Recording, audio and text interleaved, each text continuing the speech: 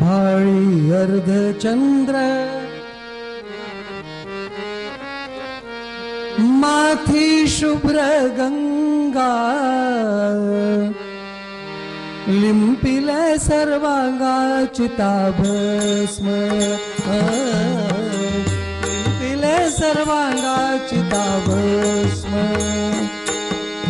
भाळी अर्धचंद्र माथी शुभ्र गंगा लिंपिल सर्वांगा चिताभस्म लिंपिल सर्वांगा चिताभस्म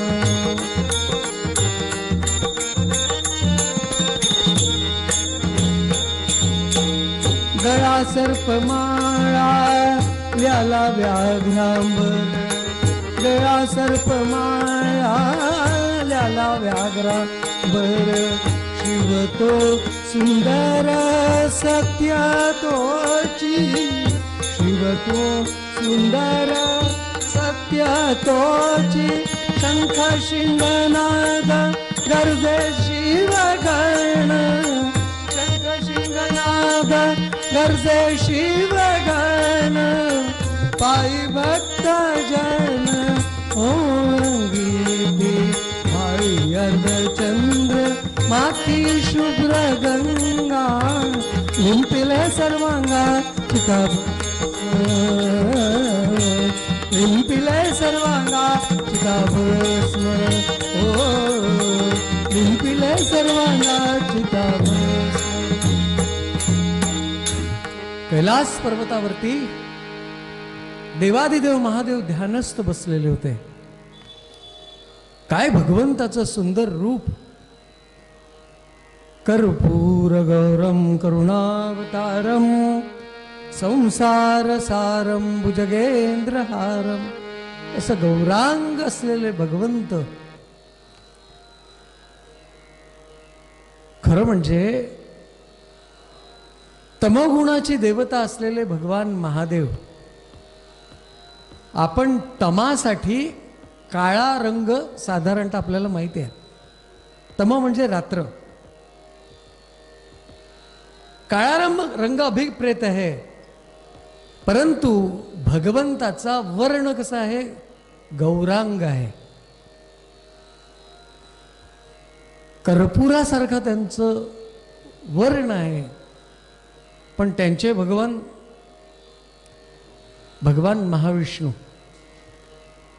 ती सत्वगुणाची देवता सांगितली आणि आपल्याकडे सत्वगुण जिथे दाखवतात तिथे शुभ्र रंग सांगितला, पण त्या भगवंताचा रंग कसा आहे, सावळा आहे। असं का बरं असेल? दोघेही एकमेकांचे भक्त आहेत। भक्ती किती असावी की ह्यांचं त्यांना आणि त्यांचं ह्यांना प्राप्त झालं। देवादिदेव महादेव भक्ती करतात तर त्या भगवंताचं रूप, तो वर्ण त्यांना प्राप्त झाला, आणि ते महादेवाची भक्ती करतात तर तो तम म्हणजे काळा वर्ण त्या भगवंताला प्राप्त झाला। किती एकमेकांच्या हृदयामध्ये एकमेकाचे अंतरी गोड शर्करेचे परी, अशी भक्ती पाहिजे। कायम स्वरूपी आपले ध्यानामध्ये असलेले भगवंत, त्या भगवंताला त्याचं रूप बघितलं, कसं रूप आहे, भाळी अर्धचंद्र मस्तकावरती अर्धा चंद्र आहे, माथी शुभ्र गंगा लिंपिले सर्वांगा चिताभस्म गळा सर्पमाळा ल्याला व्याघ्रांबर शिव तो सुंदर तोचे। भगवंताचं असं वर्णन काय हो, काय बाजारामध्ये तेव्हाच्या काळामध्ये असलेल्या काही उपकरणं नव्हती म्हणून डोक्यावरती चंद्र धरला, गंगा धरली, बिनकामाची धरलेली आहे का? नाही नाही, हलाहल जेव्हा घेतलं की ज्याच्यासाठी कोणी तयार नव्हतं, कुटुंबामध्ये एखादी जर मोठी व्यक्ती असेल तिला सुद्धा असं हलाहल पचवावं लागतं। पचवावं लागतं म्हणजे बोलताही येत नाही आणि गिळताही येत नाही. पंढरीनाथ महाराज की जय. आणि ते ठेवावं लागतं ज्याप्रमाणे भगवंतांनी आपल्या कंठात धारण केलं, म्हणून त्याला महादेव असं म्हणतात. घरातला कुटुंब प्रमुख सुद्धा खरं म्हणजे त्याच योग्यतेचा आहे. आणि तसा जर तो असेल तर ते कुटुंब चांगलं चालतं. नाही तर घरात भांडण व्हायला वेळ नाही लागत. त्या कुटुंब प्रमुखाला प्रत्येक येऊन आपली समस्या सांगतो, त्याला दुसऱ्याला शांत करावं लागतं, कुठेतरी कणखरता घ्यावी लागते, बोलावं लागतं, बोलल्यानंतर परत शांत करावं लागतं. मग त्या समुद्र मंथनातून निघालेलं ते हलाहल सगळ्यांनी भगवंताला दिलं, भगवंताने घेतलं. आजकालची पुरुष मंडळी म्हणतात हिला विचारून सांगतो, असं काही म्हटलं नाही, घेतलं. मग तो दाह व्हायला लागला.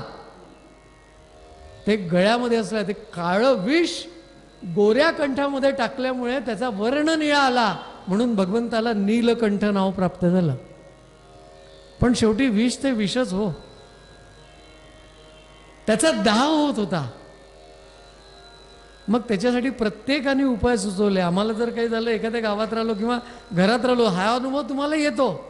साधं फोनवरती सर्दी पडसा झालं सांगितलं तर 50 काड्याचे नाव आपल्याला कळतात. जेवायच्या आधी घे, जेवल्यानंतर घे, जेवणाच्या मधात घे, झोपताना घे असं कोणी म्हणत नाही. झोपेत असताना मी पाहून राहिलो, असा कोणता काढा आहे का वा की झोपला आ करायचा आणि ते जनावराला पाजायचे ना, हां तसा पाजायचा का, धोटा. त्याच्यासाठी धोटा हा शब्द होता. त्याप्रमाणे भगवंताला सांगितलं दाह आहे ना, शशीतापम, डोक्यावरती चंद्र धारण करा. ताप काही गेला नाही. त्याच्यानंतर एकाने सांगितलं गंगेला धारण करा. त्या गंगेला धारण केलं हो, पण तरीही ताप घेतला नाही. नंदीला सांगितलं अरे नंदी, माझ्या गळ्याचा दाह काही शांत होत नाही शरीराचा, काहीतरी उपाय कर. नंदिकेश्वर म्हणाला जरा फिरून येतो कैलासावरती इकडे तिकडे. तो फिरायला गेला तर त्याला कल्पना करा, चांगल्या गोष्टी कल्पना करा, त्याला टुरिस्ट भेटले है ना. आता तिथे कैलासावरती तुमच्या आमच्यासारखे टुरिस्ट गेले तर काय करणार आहे, गळ्याला गरम असं मफलर लावणार आहे. नंदीने विचारलं एकाला, म्हणाले हे गळ्याला काय लावलं. त्यांनी सांगितलं, म्हणाले गरम थंडी वाजू नये म्हणून ह्याला मफलर लावलं. नंदिकेश्वराने विचारलं, म्हणाले याच्या विरुद्ध असं मफलर आहे का. तो हुशार होता, कीर्तनकार असेल कदाचित. पंढरीनाथ महाराज की जय. हा आहे म्हणाले, तुमच्या इथेच आहे. कोणते. ते म्हणाले इथे तन डोले मेरा मन डोले मेरा, सळसळणारे जे साप आहे ना ते थंडे आहे, तेच गरम थंड मफलर म्हणून वापरा तुम्ही. पंढरीनाथ महाराज की जय. गळा सर्प ल्याला, ल्याला व्याघ्रांबर, गळा सर्प माळा, सगळे उपाय केले. पण रामनामाने भगवंताच्या ते शीतल झाले, सगळ्यांना माहिती आहे. भगवंत शांत बसलेले असताना पार्वतीचं लक्ष त्यांच्या मस्तकावरती गेलं. मस्तकावरती बसलेली गंगा, प्रत्येक देवतेला काम सांगितलेलं आहे, गंगा पापम. मग लोकांचं पाप धुण्याचं काम तिच्याकडे आहे. पण हिचं काय झालं, ही डोक्यावरती बसली, हिथंच आनंदात राहिली. तो प्रवाह कमी झाला. अरे गंगेचा प्रवाह जर कमी झाला, आपण बघतो काही काळामध्ये जिथे धरणं वगैरे केलेली आहेत त्या धरणाच्या तिथे सुजलाम सुफलाम आहे. बाकी ठिकाणी त्या चंद्रभागेमध्ये सुद्धा यात्रेच्या वेळेला पाणी सोडावं लागतं, तेव्हा पाणी येतं. पण जो अवरोध जर निर्माण झाला असेल प्रवाहामध्ये, तर त्या अवरोधाचं कुठेतरी त्याची व्यवस्था केली पाहिजे ना. तो प्रवाह सुरू झाला पाहिजे. भगवती पार्वतीच्या लक्षात आलं की ही डोक्यावरती जी बसली, हिला असं वाटतं हेच आपलं विश्व आहे. मग आता हिला खाली उतरवलं पाहिजे. मग आता याच्यासाठी भगवंतांनी एक लीला केली, नवे नवे पार्वती मातेनीच केली. हा ही विचार करत असताना कैलासाच्या शिखरी, कैलासाच्या शिखरी सचिंत गौरी बघून वेगाने येऊनी मंगलमूर्ती, येऊनी मंगलमूर्ती मातेला पिलगलाच प्रेमाने रामा राम राम सीतापते रामा राम राम राम रघोत्तमा रामा राम राम राम सीतापते रामा राम राम राम सीतापते रामा राम. कैलासाच्या शिखरी सचिंत गौरी बघून वेगाने. दुपारचे 12 वाजलेले आहे. गणपती बाप्पा लहान होते, बाल रूपामध्ये होते, बाल मोरया. आणि रोज आपली आई आपल्याला अरे बाबा जेवून घेणं, जेवून घेणं, जेवून घेणं म्हणणारे, अजून काही तिचं आपल्याकडे लक्ष नाही. भूकेची जाणीव झाली. मग काय झालं घरामध्ये, किंवा तिला काय झालं, हा विचार बालमोरयाच्या म्हणजे गणपतीच्या मनात आला. आणि त्यांनी आपल्या आईकडे बघितलं तर त्याची आई त्याला सचिंत दिसली, म्हणजे चिंतामग्न दिसली. भगवंत विचार करतात, माझी आई आणि चिंतामग्न. ओ, ज्याच्या घरामध्ये सगळं काही आहे त्या माणसाने चिंता करावी का? पण कोण काय चिंता करेल महाराज सांगता यायची नाही. कोणाची काही चिंता, कोणाची काही चिंता. एकाच्या लग्नाला परगावी गेलो होतो. मित्र होता, अधिकारी पदाचा होता, सुपर क्लास 1 ऑफिसर होता. मी चिंता सांगतो बरं, घडलेला प्रसंग आहे.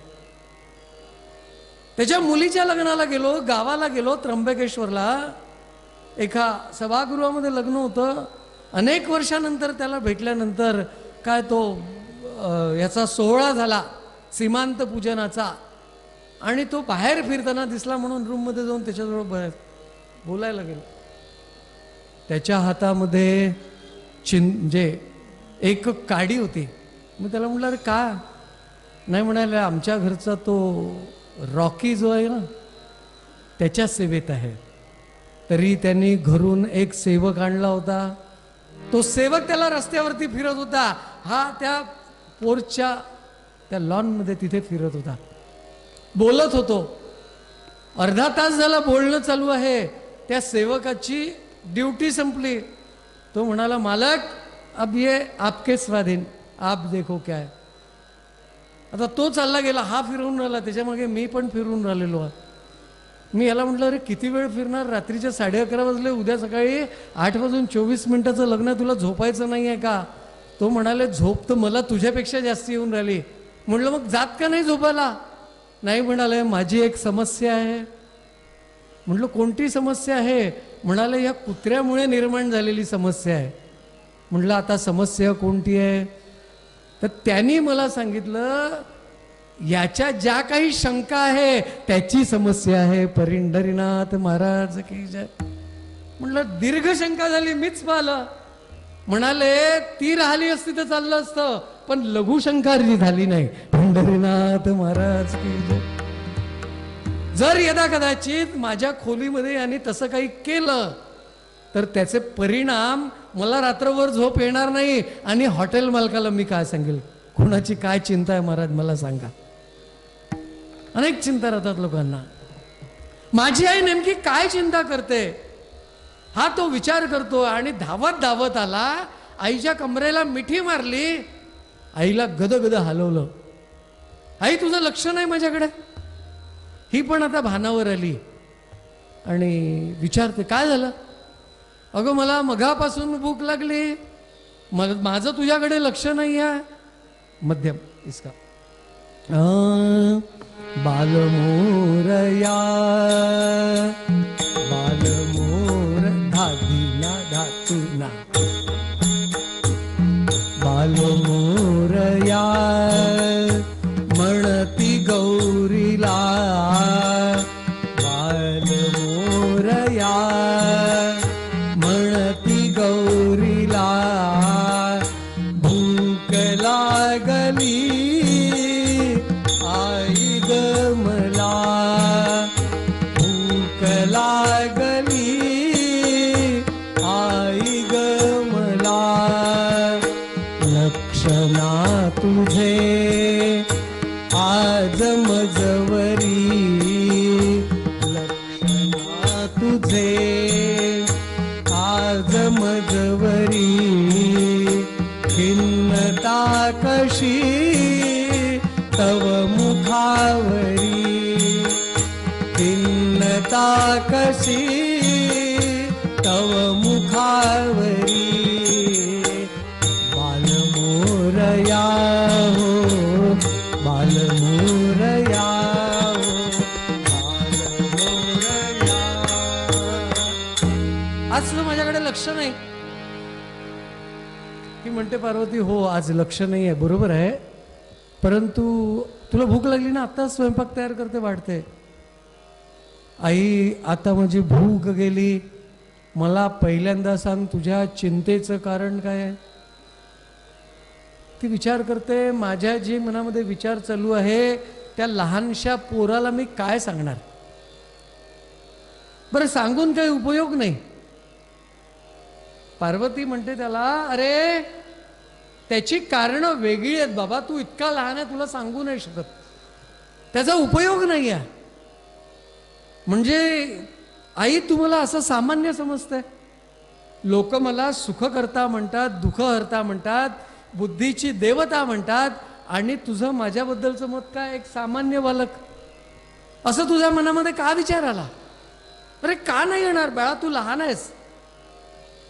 जो प्रश्न, जी समस्या माझ्या मनामध्ये आहे त्या समस्येचं तू निराकरण करू शकणार नाहीस.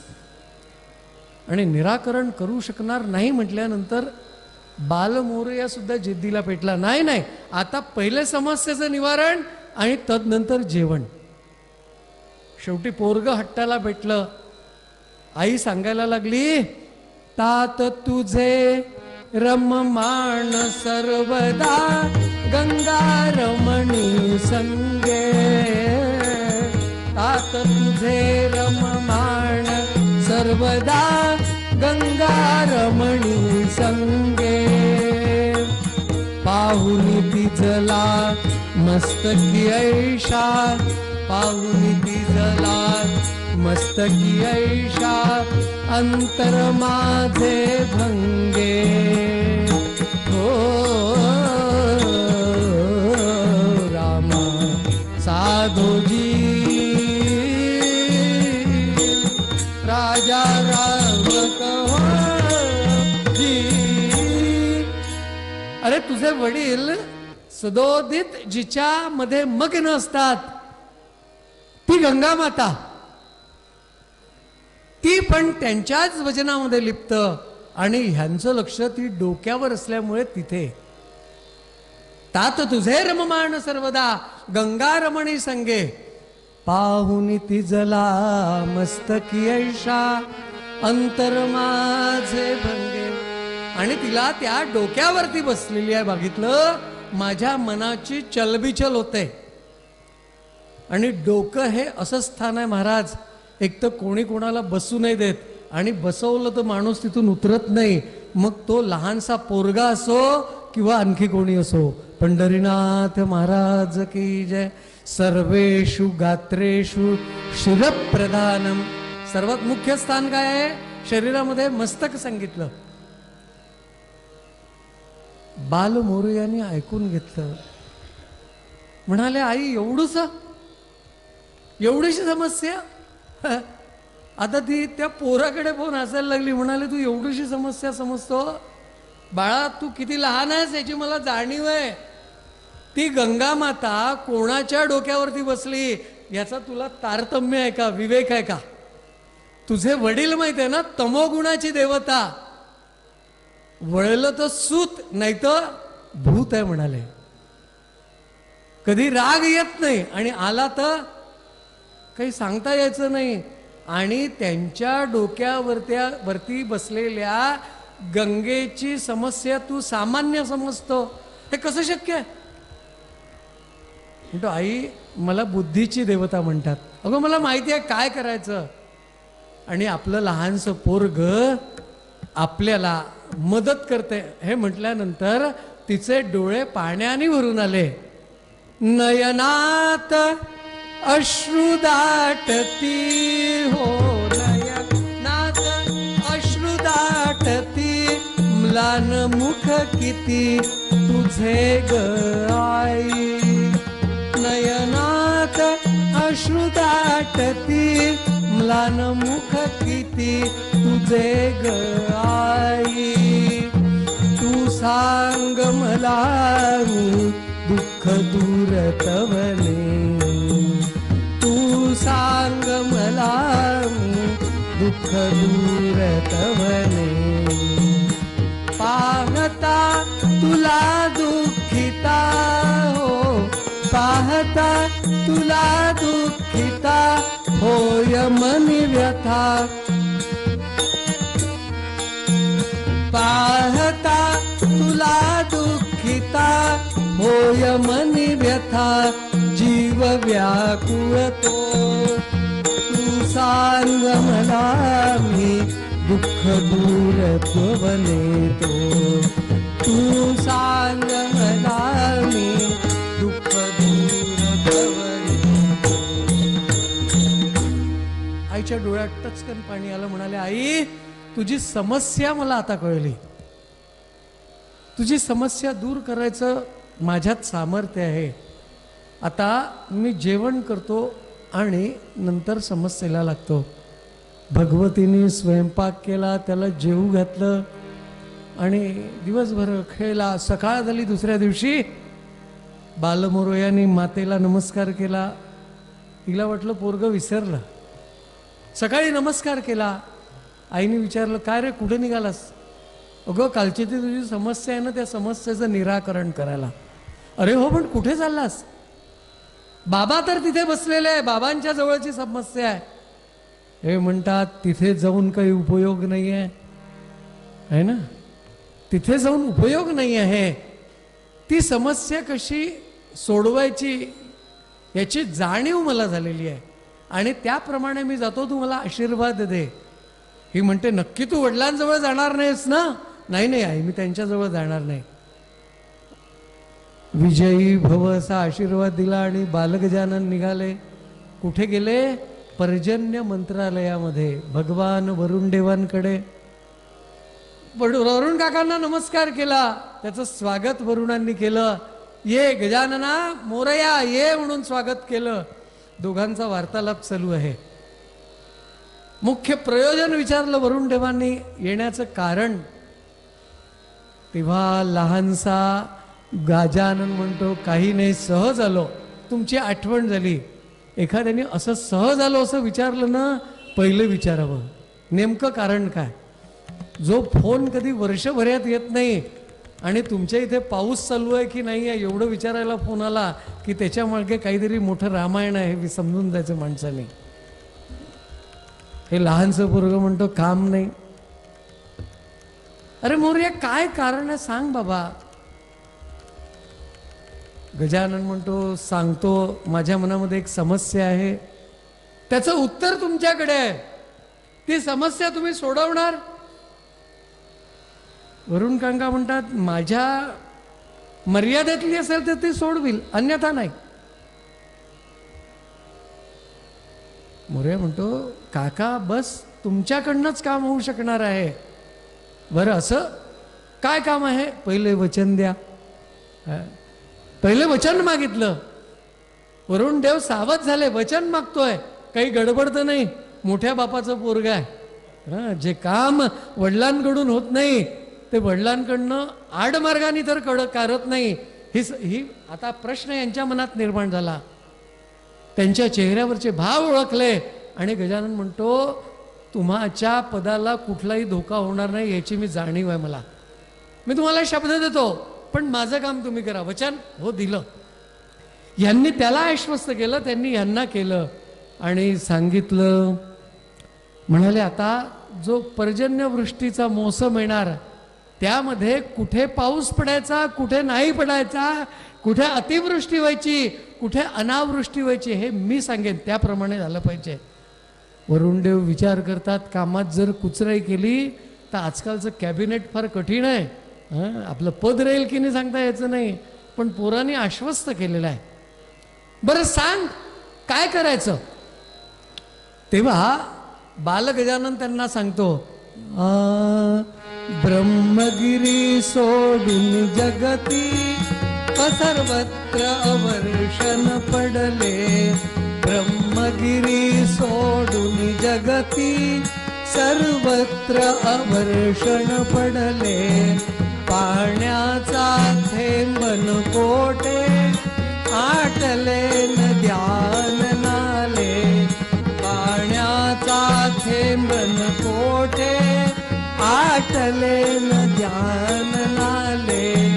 निर्वाहा करण्या सारे गौतमाश्रयाला आले. बहुदार वृत्ती होती मी तू पण नाही चित्ती. बहुदार वृत्ती होती मी तू पण नाही चित्ती.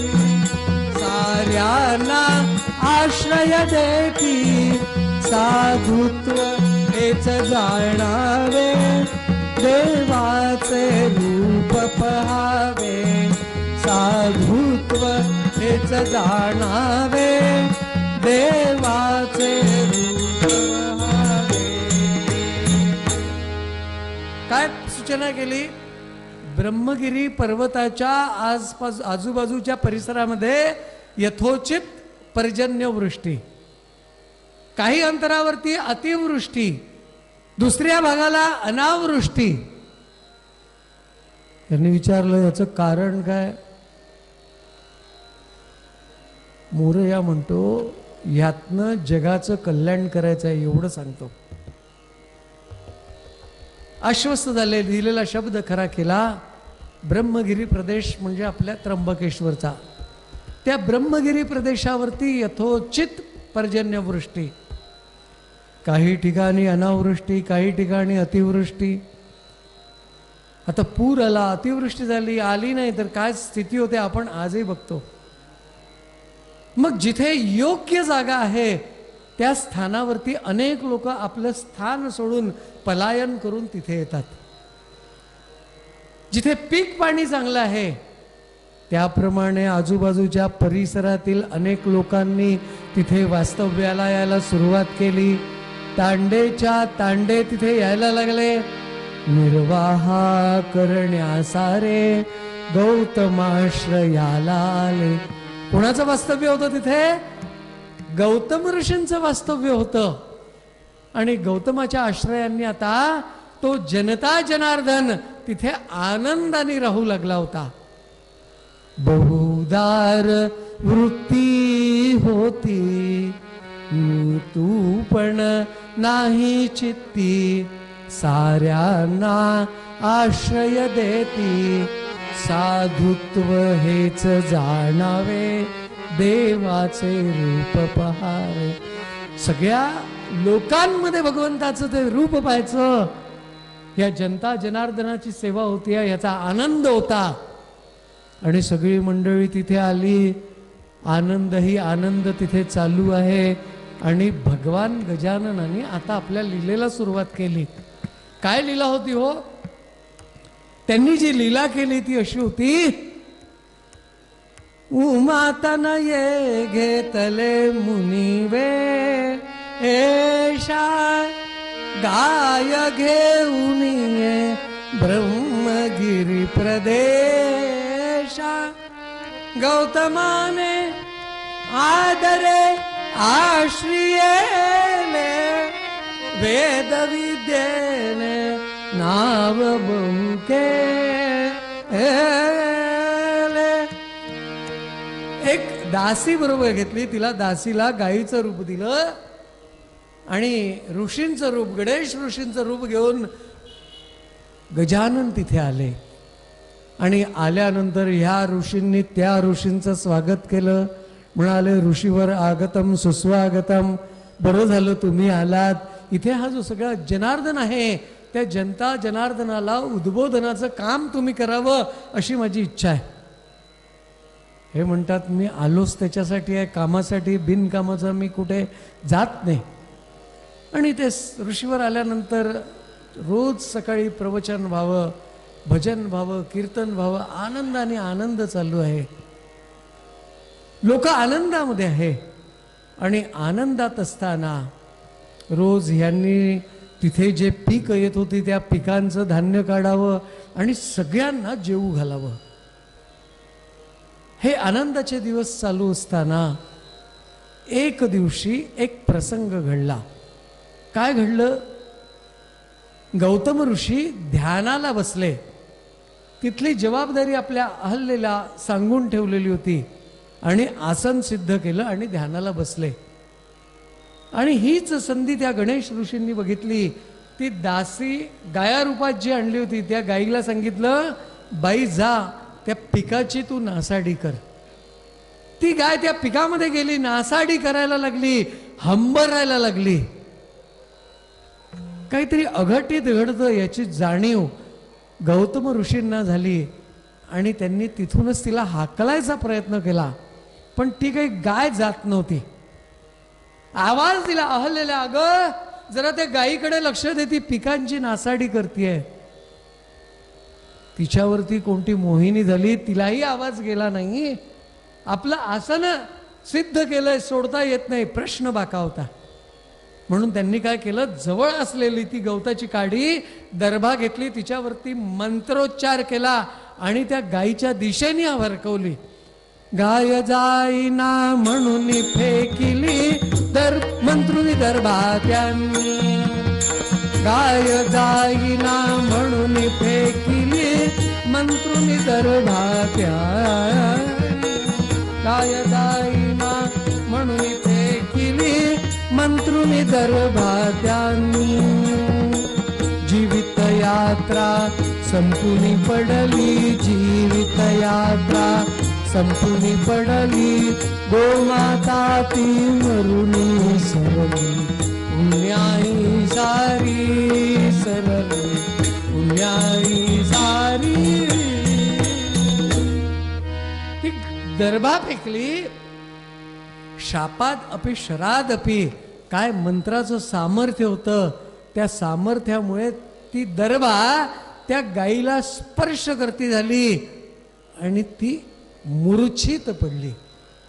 गाय मूर्छित पडल्यानंतर चारीही पाय ती हलवायला लागली, हंबरायला लागली जीवाच्या आकांताने. तो प्रसंग पाहला आणि यांनी आपलं स्थान सोडलं. त्या गायीजवळ गेले, गायीला हात लावला आणि गाय गतप्राण झाली. विचार करतात, आज माझ्या हातनं गोहत्या झाली, केवढं मोठं पाप घडलं. खरं म्हणजे गोहत्येचं पाप काय सांगावं, एक वेगळ्या निरूपणाचा तो विषय आहे. पण माझ्यातनं गाईचं गोहत्या झाली, ते पाप झालं. आता ह्याच्यासाठी मला वेगळं काहीतरी प्रायश्चित्त घ्यायला लागेल, याचा उपाय का म्हणून विचार करतात आहे. पण त्यांना तो उपाय सुचत नव्हता. आणि आले गणेश ऋषींकडे, नमस्कार केला. म्हणाले, ऋषीवर मी तुमच्याकडे याचक म्हणून आलोय. त्यांनी विचारलं, का? तुम्ही ह्या परिसराचे मालक, हा परिसर तुमचा आहे. झालेला वृत्तांत त्यांना सांगितला आणि सांगितल्यानंतर त्यांनी असा चेहरा मोठा केला. अरे, तुमच्या हातनं गोहत्या झाली, किती वाईट झालं. या गोहत्येला काय प्रायश्चित्त आहे, मला स्मृतिचंद्रिकेत बघायला लागेल. स्मृतिचंद्रिका काढली आणि एक एक पान वळवतात आहे, पण त्यांना ते दिसलं नाही. शांत बसले, डोळे मिटले, विचार करायला लागले आणि म्हणायला लागले, गोहत्येचे पाप नाही त्या उपाय, धरी धरी पाय त्र्यंबकाचे. भक्तवत्सलाच्या जटेतील गंगा करी पाप भंगा तत्काळची गोहतेचे पाप नाही त्या उपाय. म्हणाले ऋषीवर तुमच्या हातनं गोहत्येचं पाप झालं, स्मृती चंद्रिकेमध्ये याचा विचार सुद्धा केलेला नाहीये. पण माझी विवेकबुद्धी अशी मला सांगते की पापाला नष्ट करण्याचं सामर्थ्य गंगेमध्ये आहे. आणि इथे जो खाली त्र्यंबक आहे त्या त्र्यंबकाला तुम्ही प्रसन्न करा आणि त्याच्या मस्तकावरती असलेल्या त्या गंगेमध्ये तुम्ही स्नान करा. त्याचा परिणाम पापाची निवृत्ती आहे. म्हणाले जशी आपली आज्ञा त्याप्रमाणे त्यांनी मुहूर्त काढून दिला आणि ब्रह्मगिरीच्या त्या सुळक्यावरती गौतम ऋषी जाऊन बसले आणि भगवंताची प्रार्थना करायला लागले. ओम नमः शिवाय, ओम नमः शिवाय, ओम नमः शिवाय, ओम नमः शिवाय, ओम नमः शिवाय. गौरी हरा दीनानाथा धरीन तुझे पाय. गौरी हरा धरीन तुझे पाय. रुसू नको माझ्या देवा तूच माझी माया. गौरी हरा दीनानाथा धरीन तुझे पाय. ओम नमः शिवाय, ओम नमः शिवाय, ओम नमः शिवाय, ओम नमः शिवाय, ओम नमः शिवाय, ओम नमः शिवाय, ओम नमः शिवाय. भगवंताची आराधना चालू आहे आणि भगवंत प्रसन्न झाले. कारण की 8 वाजून गेले होते. भगवंताला लवकर प्रसन्न व्हावं लागलं. भगवंत प्रसन्न झाले. यांची ही तपश्चर्या चालू असताना संदेश डोक्यावर असणाऱ्या त्या गंगेलाही पोहोचला. षडयंत्र तिच्या लक्षात आलं आणि तिने आपल्या 2 दासींना यांची तपश्चर्या भंग करायला पाठवलं. पण निश्चय पक्का होता. निश्चयाचा महामेरू. माणसाचा जर निश्चय पक्का असला ना तर भगवंताला सगळं सोडून यावं लागतं. आणि भगवंत प्रसन्न झाले. भक्तावरम ब्रूहि. भक्ताला असं म्हटल्यानंतर हे ध्यानात मग्न होते आणि यांच्या हृदयात असली ती भगवान महादेवाची जी प्रतिमा होती भगवंताने आपल्या मायेतून काढली, मायेनं काढली आणि ह्यांनी डोळे उघडले. डोळे उघडल्यानंतर काय त्यांना रूप दिसलं हो. जटाजूट माथ्यावरी चंद्रकला श्रीधरी. सर्पमाळ रुळे उरी, सर्पमाळ रुळे उरी. चिताभस्म सर्वांगासी, चिताभस्म सर्वांगासी. लिंबून राय माझ्याकडे देव माझा पाहतो आहे. माझ्याकडे देव माझा पाहतो आहे. भगवंताला बघितलं आणि तो देव माझ्याकडे बघतोय म्हटल्यानंतर नमस्कार केला. नमः पार्वती पते हर हर हर महादेव. आणि भगवंताजवळ विनवली, महाराज मला वैयक्तिकरित्या काही नव्हतं. मी जी भक्ती केली ती सकाम नव्हती.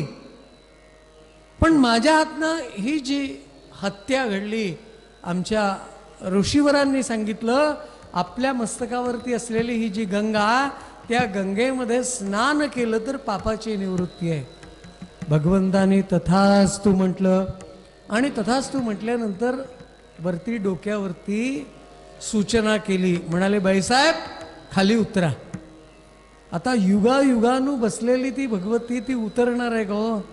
साधं 3 वर्षाचं ॲग्रीमेंट करून भाडे करू ठेवला आणि त्याला तुम्ही 3 महिने आधी नोटीस दिली, तो म्हणतो कोर्टात भेटा. पंढरीनाथ महाराज की जय.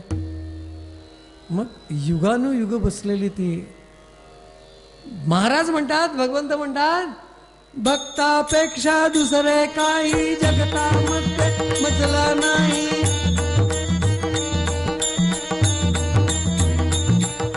पृथ्वीवरिदा भक्ता करिता गंगा म्हणते नाही नाही. महारुद्र तो क्रोधी होई गंगा म्हणते नाही नाही. मग आता भगवंतांनी काय केलं? सोडून अपुल्या जटा मोकळ्या गौरी हरा पटता झाला.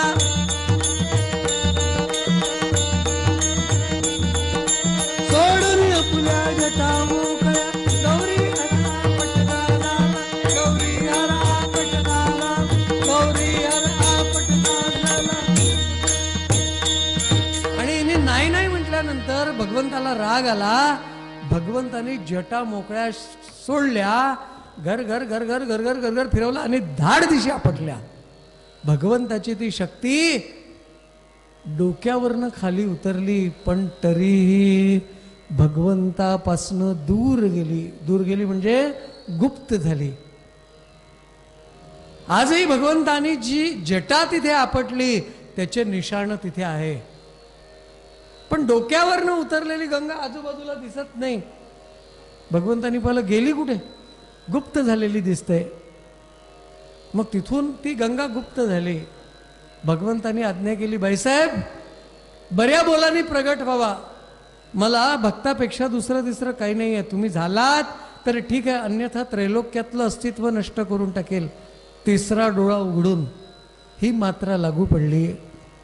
भगवती गंगा जी तिथे गुप्त झाली ती खाली कुशावर्तामध्ये प्रगट झाली. ऋषीवरांना सूचना झाली. ऋषीवर तिथे गेले, कुंडामध्ये कुशावर्तामध्ये स्नान केलं. पापाची निवृत्ती झाली. प्रसन्न गिरिजानाथ झाला. प्रसन्न गिरिजानाथ झाला. प्रसन्न गिरिजानाथ.